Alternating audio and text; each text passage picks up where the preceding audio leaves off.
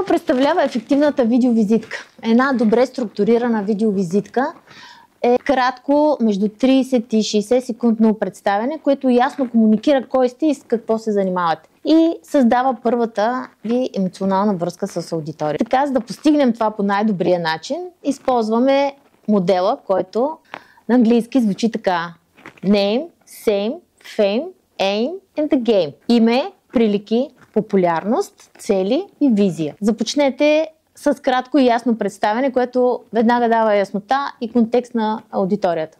Кажете си името и професията си. Или назовете бизнеса или организацията, която представлявате. Второто нещо е same, приликите. С какво сте познати? Обяснете вашата работа чрез нещо познато, т.е. дайте възможност на хората да сравнят с нещо, което на тях им е познато. Третия компонент е fame, популярност.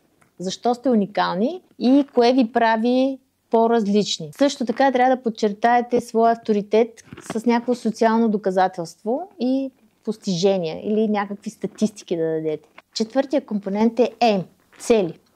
Какво искате да постигнете? Споделете краткосрочната си цел или това, с което се занимавате в момента. Петото е game, или визията, или мисията ви. Каква е дългосрочната ви мисия? Тук споделяте голямата си визия и какво искате да постигнете в бъдеще. Трябва да го направите вдъхновяващо и ангажирано. И вярвам, че инвестицията в вашето име има много бърза възвръщаемост, защото още с първите стъпки вашето име започва да работи за вас.